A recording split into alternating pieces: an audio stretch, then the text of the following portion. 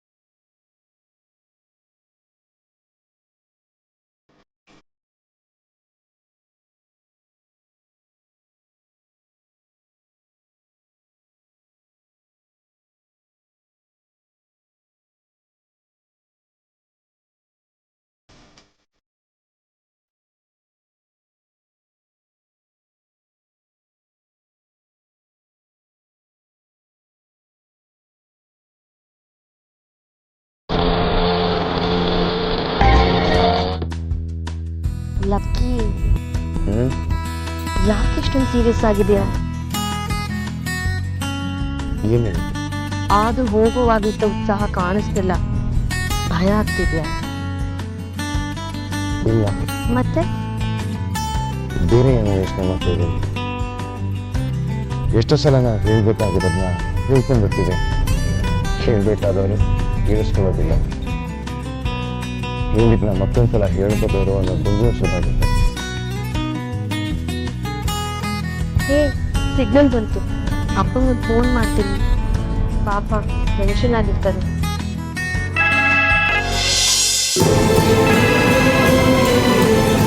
Hello hello ಅಪ್ಪ, ನಾನು. ಅಯ್ಯೋ ಅಯ್ಯೋ, ಎಲ್ಲಿದೆಯಾ ಮಗಳೇ, ಎಲ್ಲಿದೆಯಮ್ಮ? ನಾನು ಬೆಳಗ್ಗೆಯಿಂದ ನೀನು ಫೋನ್ ಮಾಡಿ ಅಪ್ಪ ಬರ್ತಾ ಇದ್ದೀನಿ ಮನೆಗೆ. ಸಾರಿ ಅಪ್ಪ, ಲೇಟ್ ಆಗೋಯ್ತು. ಹಾ, ನೀನ್ ಹೆದರ್ಕೋಬೇಡ, ನಾನು ಸೇಫ್ ಆಗಿದ್ದೀನಿ. ನೀನ್ ಆರಾಮಾಗಿರು. ಎಲ್ಲಿ ಹೋಗಿದೆ ಹೇಳು ಮಗಳೇ. ಅಯ್ಯೋ, ಬಂದೆಲ್ಲ ಹೇಳ್ತೀನಪ್ಪ, ಸರಿನಾ? ರಾತ್ರಿ ಊಟ ಮಾಡಿದ್ಯಾ? ಮಾಡಿರಲ್ಲ ನೀನು. ಈಗ ತಿಂಡಿ ಮಾಡು, ನಾನು ಅಷ್ಟ್ರಲ್ಲಿ ಬರ್ತೀನಿ. ಅಯ್ಯೋ ಮಗಳೇ, ಏನಮ್ಮ ಇದೆಲ್ಲ? ಎಲ್ಲಿಗೆ ಹೇಳು? ಬೆಂಗಳೂರಿಗೆ ಬರ್ತಿದ್ದೀನಪ್ಪ. ಬಂದ್ಮೇಲೆಲ್ಲ ಹೇಳ್ತೀನಿ ಅಂತ ಹೇಳಿದ್ನಲ್ಲ. ಹೊಟ್ಟೆ ತುಂಬಾ ಹಸಿತಾ ಇದೆ. ತಿಂಡಿ ರೆಡಿ ಮಾಡಿರ್ತೀಯ ಪ್ಲೀಸ್? ಈಗ ಎಲ್ಲಿದೆಯಾ? ಅಲ್ಲ, ಹೇ ಕುಸುಮ, ನಿನ್ನ ಮಗಳಿಗೆ ಇಷ್ಟೊಂದು ಸೊಬರ ಕೊಡಬಾರ್ದಾಗಿತ್ತು. ಏನು ಹೇಳಿದ್ರಪ್ಪ? ಊಟ ಮಾಡದೆ ಕಾಯ್ತಿದ್ರು, ಊಟ ಮಾಡಿ ಅಂದೆ. ಗೊತ್ತಾಯ್ತು, ಬೈಲಿಲ್ವಪ್ಪ? ಯಾಕೆ ಬೈತಾರೆ?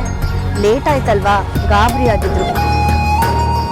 ಈಗ ಫೋನ್ ಮಾಡಿದ್ನಲ್ಲ, ನೆಮ್ಮದಿ ಆಗಿದ್ದಾರೆ. ನೀವು ನಿಮ್ಮ ಮನೆಗೆ ಫೋನ್ ಮಾಡಿ ಹೇಳ್ರಿ, ಗಾಬರಿ ಆಗಿರ್ತಾರೆ. ಯಾಕೆ? ಹಾಗೆಲ್ಲ ಹೇಳಕ್ಕಾಗಲ್ಲ. ಅಷ್ಟು ಸುಲಭವಾಗಿ ಹೇಳೋಂಥ ವಿಚಾರನೂ ಅಲ್ಲ. ನಾನೇ ಅಪ್ಪನ ಮುಂದೆ ಎಲ್ಲ ನಿಂತು ಹೇಳ್ಬೇಕು. ಯಾಕೆ ಫೋನ್ ಮಾಡಿದ್ರೆ? ಯಾರಿಗೆ ಫೋನ್ ಮಾಡಲಿ? ಯಾರು ಕೇಳಿಸ್ಕೊತಾರೆ? ಅಪ್ಪ ರೇಗಾಡ್ತಾರೆ, ಅಮ್ಮ ಅಳ್ತಾರೆ, ಅಣ್ಣ ಫಿಟ್ಟಿಂಗ್ ಇರ್ತಾನೆ, ಮುಖದ ದೊಡ್ಡಪ್ಪ ಕಾರಣ ಕೇಳ್ತಾರೆ, ಅತ್ತಿಗೆ ಅನುಮಾನದಿಂದ ನೋಡ್ತಾರೆ, ಅಕ್ಕ ಗುರಾಯಿಸ್ತಾಳೆ. ಯಾರಿಗೆ ಏನು ಹೇಳೋ ಹಾಗಿಲ್ಲ. ನಾನು ಬೇರೆ ಏನಾದರೂ ಪ್ಲ್ಯಾನ್ ಮಾಡಬೇಕು, ಮಾಡ್ತೀನಿ.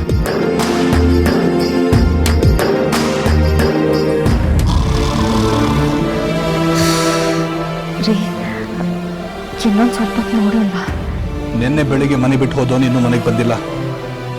ಎಲ್ಲಿದ್ದಾನೆ, ಹೇಗಿದ್ದಾನೆ ಅಂತನೂ ಗೊತ್ತಿಲ್ಲ. ಹೇಗೆ ಸುಮ್ಮನಿರ್ಲಿ? ಕಂಪ್ಲೇಂಟ್ ಕೊಟ್ಟೆ ಬಿಡ್ತೀನಿ. ಶ್ರೀರಾಮ್, ಗಾಡಿ ರೆಡಿ ಮಾಡು. ಯಾವತ್ತೂ ಅವನಿಗೆಲ್ಲ ಮಾಡ್ತವನಲ್ಲ, ಇದೇ ಮೊದಲನೇ ಸಲ. ಏನಂದೆ? ಅವನ್ ಯಾವತ್ತೂ ಹೀಗೆಲ್ಲ ಮಾಡ್ದವನಲ್ಲ, ಇದೇ ಮೊದಲನೇ ಸಲ.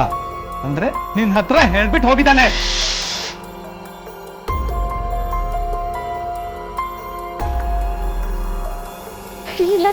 ಇಷ್ಟೊಂದು ಜನ ನಾವು ನಿದ್ದೆಗೆಟ್ಟು ಆತಂಕದಿಂದ ಕೂತಿರ್ಬೇಕಾದ್ರೆ ಯಾಕೆ ಮುಚ್ಚಿಟ್ಟೆ?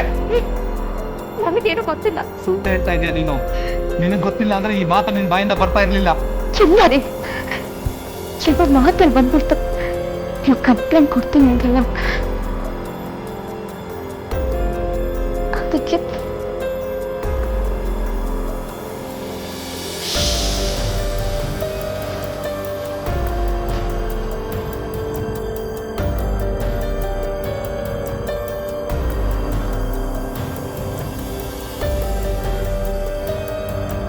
ಗಾಬರಿ ಆಗ್ತಿದ್ದೆ ರಾಜೀವ್. ದಿನ ಲೇಟಾಗಿ ಬರೋ ಮಗ ಆಗಿದ್ರೆ ಚಿಂತೆ ಮಾಡ್ತಾ ಇರಲಿಲ್ಲ. ಅವನಿಗೆ ಬೆಂಗಳೂರೇ ಸರಿಯಾಗಿ ಗೊತ್ತಿಲ್ಲ, ಒಬ್ಬನೇ ಓಡಾಡಿ ಅಭ್ಯಾಸ ಇಲ್ಲ. ಜಾನಕಿ, ನೀನ್ ಹೇಳೋ ಸರಿ, ಕಂಪ್ಲೇಂಟ್ ಕೊಟ್ಬಿಡು. ರಾಜೀವಿ, ಏನೋ ಎಡವಟ್ಟಾಗಿದೆ ಅಂತ ಅನಿಸ್ತಾ ಇದೆ. ಯಾವುದಕ್ಕೂ ಒಂದು ಕಂಪ್ಲೇಂಟ್ ಕೊಟ್ಬಿಡೋಣಂತೆ. ಜಾನಕಿ, ನನ್ನನ್ನು ಯಾವುದಕ್ಕೂ ಕರಿಬೇಡಪ್ಪ. ಲಕ್ಷ್ಮಣನ ಮುಖ ನೋಡದೆ ನಿನ್ನ ಕೋಣೆಯಿಂದ ಆಚೆ ಹೋಗಲ್ಲ ಅಂತ ದೇವ್ರ ಹತ್ರ ಹೇಳ್ಕೊಂಡ್ಬಿಟ್ಟಿದ್ದೀನಿ. ಚಾಲೆಂಜಿಂಗ್ ಪ್ರಶ್ನೆ. ಕಂಪ್ಲೇಂಟ್ ಕೊಟ್ರೆ ನಮ್ಮ ಲಕ್ಷ್ಮಣಗೆ ತೊಂದರೆ ಆಗೋದಿಲ್ಲ ತಾನೆ? ಬರೆದು ಕೊಟ್ಟಿಲ್ಲ, ಆದರೆ ಬಾಯಿ ಮಾತಲ್ಲಿ ಬೇರೆಂದ್ರ ಹತ್ರ ಆಗಲೇ ಕಂಪ್ಲೇಂಟ್ ಕೊಟ್ಟಾಗಿದೆಯಲ್ಲ.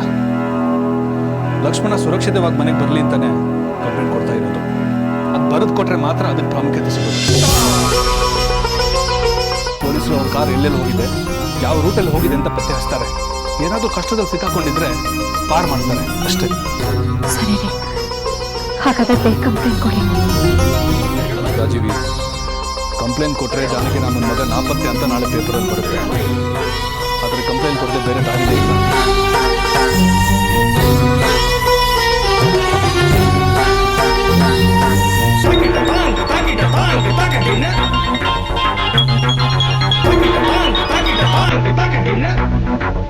ಏನ್ರಿ ಇನ್ಸ್ಪೆಕ್ಟ್ರ? ಸರ್, ನನ್ನ ಮಗಳು ಸಿಕ್ಕಿದ್ರು ಸರ್. ಏನು ಮನೆಗೆ ಬಂದ್ಲಾ? ಹಾಂ. ಎಲ್ಲೋಗಿದ್ಲಂತೆ? ಫೋನ್ ಕೊಡೋ. ಇಲ್ಲ ಸರ್, ಇನ್ನೂ ಮನೆಗೆ ಬಂದಿಲ್ಲ. ಬಂದ್ಬಿಟ್ಟೆ ಏನಾಯ್ತು ಅಂತ ಕೇಳ್ಬಿಟ್ಟು ನಾ ಹೇಳ್ತೀನಿ ಸರ್. ಹಾಂ. ರಾತ್ರಿ ಪೂರ ಮನೆಗೆ ಬಂದಿಲ್ಲ ಅಂದರೆ ಎಲ್ಲಿ ಹೋಗಿರ್ಬೋದು? ಫ್ರೆಂಡ್ಸ್ ಮನೆಗಂತೂ ಹೋಗಿರೋದಕ್ಕೆ ಚಾನ್ಸ್ ಇಲ್ಲ. ಇಲ್ಲೇ ಇದ್ದು ಫೋನ್ ಸಿಗ್ಬೇಕಾಗಿತ್ತಲ್ಲ, ಫೋನ್ ಮಾಡಿ ಅಪ್ಪಂಗೆ ಹೇಳಬೇಕಿತ್ತಲ್ಲ. ಏನೋ ಎಡವಟ್ಟಾಗಿರೋ ಹಾಗೆ. ಸರ್, ಸರಿ ಕಣಯ್ಯ, ಅವಳು ತಿಕ್ಕಲ್ಲ ತಾನೆ, ನೆಮ್ಮದಿ ಆಗಿರೋ. ಹಾಂ.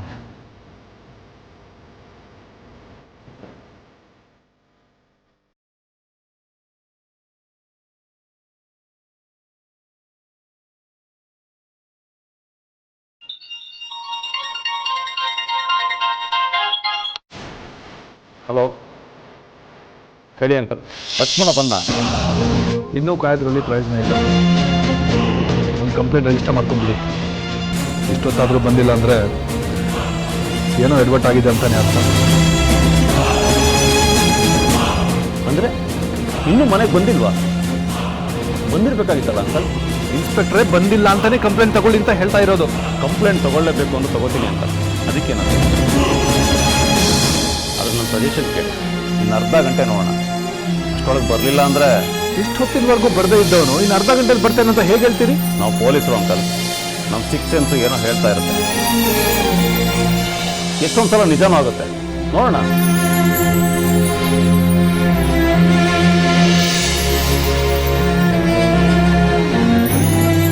ರಾಜೀವಿ,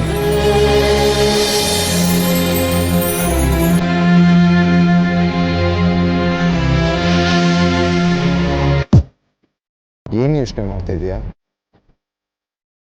ಏನಿಲ್ಲ. ಮನೇಲಿ ಏನು ಹೇಳೋದು ಅಂತನಾ? ಒಂದು ಕೆಲಸ ಮಾಡು, ಮನೇಲಿ ನಾವಿಬ್ರು ಹೋಗಿದ್ದೀವಿ ಅಂತ ಹೇಳೋದು ಬೇಡ. ಅಪ್ಪ ಗಾಬರಿ ಆಗ್ತಾರೆ. ಬೇರೆ ಏನಾದ್ರೂ ಕತೆ ಹೇಳು. ನಾನು ಅಪ್ಪಂಗೆ ಯಾವತ್ತೂ ಸುಳ್ಳು ಹೇಳಿಲ್ಲ. ನಿನ್ನೆ ಬೆಳಿಗ್ಗೆ ಬಂದು ಹೇಳಿದೆ, ಈಗ ಇನ್ನೊಂದು ಹೇಳ್ಬೇಕಾ? ಅವ್ರ ಸಮಾಧಾನಕ್ಕೆಲ್ವಾ ಸುಳ್ಳು ಹೇಳ್ತಾ ಇರೋದು? ನಾವೇನು ಕೆಟ್ಟ ಕೆಲಸ ಮಾಡಿಲ್ಲ, ತಪ್ಪು ಮಾಡಿಲ್ಲ. ಟೈಮ್ ಇರಿ ಲೇಟ್ ಆಗೋಯ್ತು.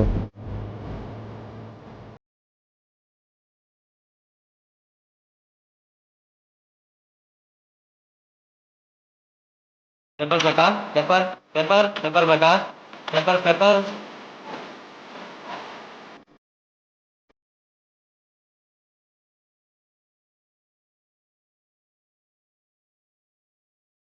ಅನು ನೋಡಿಲಿ, ಚಾರ್ಮಾಡಿ ಘಾಟಿಲಿ 12 ಗಂಟೆ ಟ್ರಾಫಿಕ್ ಜಾಮ್ ಆಗಿತ್ತಂತೆ.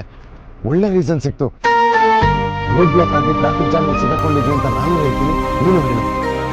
ಸರಿ. ನಾನು ನನ್ನ ಫ್ರೆಂಡ್ಸ್ ಜೊತೆ ಹೋಗಿದ್ದೆ, ನೀನು ನಿನ್ನ ಫ್ರೆಂಡ್ಸ್ ಜೊತೆ ಹೋಗಿದ್ದೆ. ಸಾರಿ, ಬೇಜಾರು ಮಾಡ್ಕೋಬೇಡ. ಏನೇನೋ ಆಗೋಯ್ತು, ಮನಸ್ಸಿಗೆ ಹಚ್ಕೋಬೇಡಿ. ಸರಿ, ನನ್ನನ್ನು ನನ್ನ ಕೈನಿ ಹತ್ರ ಇಳಿಸಿ ನಾನು ಅಲ್ಲಿಂದ ಮನೆಗೆ ಹೋಗ್ತೀನಿ.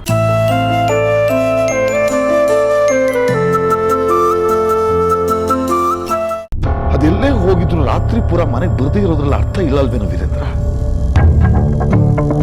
ಅಂತ ಪೋಲಿ ಹುಡುಗ ಅಲ್ಲ, ಯಾವತ್ತು ಮನೆ ಬಿಟ್ಟು ಹೋಗಿರೋ ಎಕ್ಸಾಂಪಲ್ ಕೂಡ ಇಲ್ಲ. ಅಲ್ಲ, ನಿನ್ ಪ್ರಕಾರ ಏನಾಗಿರ್ಬೋದು ಅಂತ? ಯಾವನಿಗೆ ಗೊತ್ತು?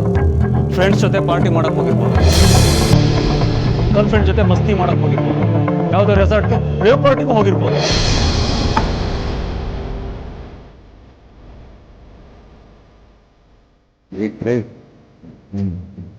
ತಂಗಿ ಮದುವೆ ಹುಡುಗನ ಬಗ್ಗೆ ಮಾತಾಡ್ತಿದ್ದೆ, ನೀನು ಪೊಲೀಸ್ ಭಾಷೆದ ಮನೇಲಿ ಯೂಸ್ ಮಾಡ್ತಿದ್ದ ಅದೀಗ.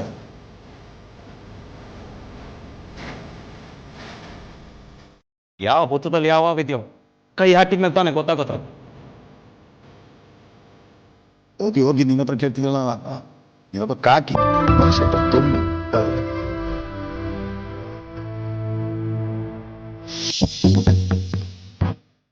ಇಷ್ಟರಲ್ಲೇ ಅವ್ರಿಗೆ ಹಿಡಿದಾಗ್ತಿತ್ತು ಅಂತ ಯಾರಿಗೇನು ಅಂತ ಪತ್ತೆ ಮಾಡೋಕ್ಕೆ ನನಗೆ 1 ಗಂಟೆ ಸಾಕು. ಕೈಗೆ ಸಿಕ್ಕಿ ತಪ್ಪಿಸ್ಕೊಂಡಿದೆ. ಈ ಸಲ ಸಿಕ್ಕೇ ಸಿಕ್ತ. ಆದರೆ ವೆಂಕಪ್ಪನ ಮಗಳು ವಾಪಸ್ ಬರ್ತಿದ್ದಾಳೆ ಅಥವಾ ಬಂದಿದ್ದಾಳೆ, ಈ ಬಡ್ಡಿ ಮಗ ಬಂದಿಲ್ಲ ಅಂದರೆ ಅವರಿಬ್ಬರು ಜೊತೆಗೆ ಹೋಗಿಲ್ವಾಗಿದ್ರೆ ನಾನೇ ಮಿಸ್ಟೇಕ್ ಮಾಡ್ಕೊಂಡು ಎಲ್ಲೂ ಮಿಸ್ ಆಗಿದೆಯಲ್ಲ ಸರ್. ಇಬ್ಬರು ಒಂದೇ ದಿನ ಒಂದೇ ಟೈಮ್ಗೆ ಅಬ್ಸ್ಟ್ಯಾಂಡ್ ಆಗ್ತಾರೆ ಅಂದರೆ ಒಟ್ಟಿಗೆ ವಾಪಸ್ ತರಲೇಬೇಕಲ್ಲ. ಇವತ್ತು ವಾಯು ವಿಹಾರನ್ನು ತಪ್ಪು, ವ್ಯಾಯಾಮನು ತಪ್ಪು, ಆರೋಗ್ಯವರ್ಧಕ ಪುದೀನ ಕಷಾಯನೂ ತಪ್ಪು. ಎಲ್ಲ ಆಗಿದ್ದು ನಮ್ಮ ಲಕ್ಷ್ಯ. ಪೂಜೆ ಮಾಡು.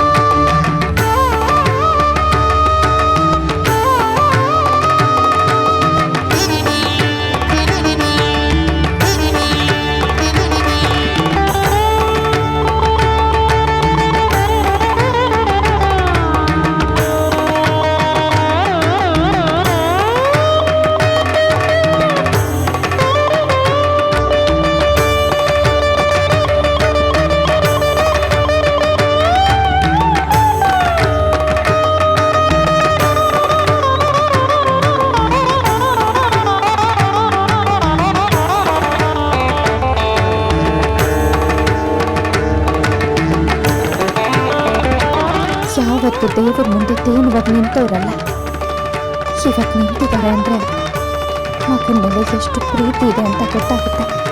ಲಕ್ಷ್ಮಣ ಯಾಕೆ ಇದನ್ನೆಲ್ಲ ಅರ್ಥ ಮಾಡ್ಕೊಳ್ಳಲ್ಲ? ದೇವ್ರೆ, ಅವನು ಬೇಗ ಮನೆಗೆ ಬರೋ ಹಾಗೆ ಮಾಡಪ್ಪ. ಇವ್ರಿಗೆ ಸಂಕಟ ಕೊಡಬೇಡ.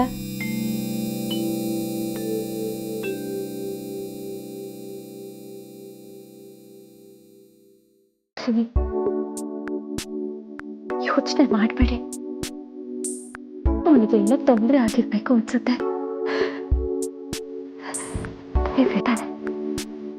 ಬೇಗ ಬಂದ್ಬಿಡ್ತಾನೆ. ಆ ನಂಬಿಕೆ ನಂದಿದ್ದೇ ರಾಜೀವಿ. ನನ್ನ ಮಗ ಅವನು ಏನೇ ತೊಂದರೆ ಆದ್ರೂ ನಿವಾರಿಸ್ಕೊಂಡು ಬಂದ್ಬಿಡ್ತಾನೆ.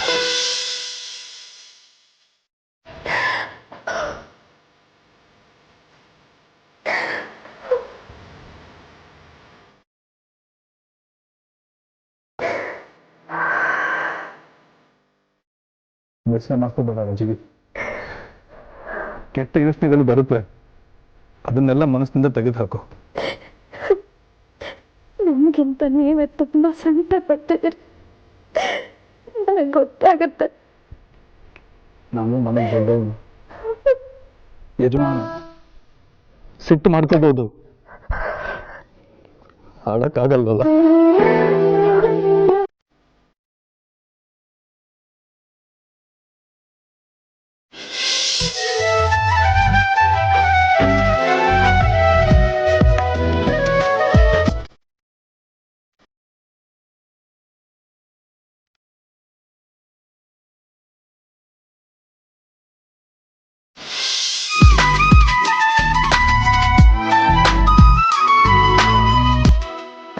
ರಾಜೀವಿ, ಸಮಾಧಾನ ಮಾಡ್ಕೋ. ಶ್ರೀರಾಮ್ ಬರ್ತಾನ ಅವನು.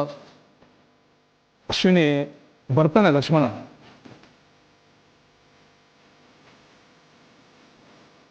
ದಿವಿ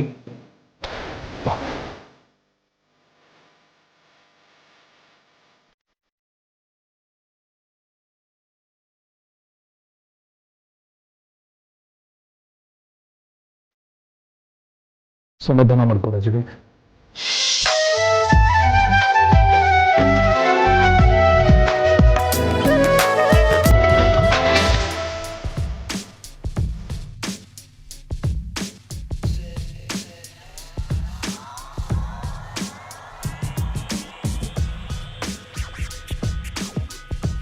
ಅದು ಹೋಗಿದ್ದು ನೆನಪಿದೆಯಲ್ಲ, ಗೊತ್ತು, ಹೇಗೂ ಮ್ಯಾನೇಜ್ ಮಾಡ್ತೀನಿ.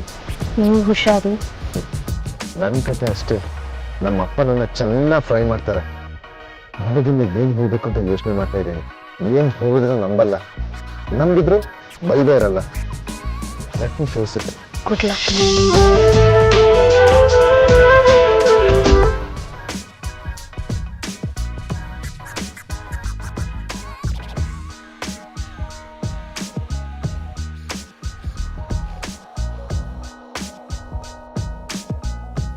ಮನೆಗೆ ಹೋಗಿದ ತಕ್ಷಣ ಮೆಸೇಜ್ ಮಾಡಬೇಕು. ನೀವು ಮೆಸೇಜ್ ಮಾಡಿ.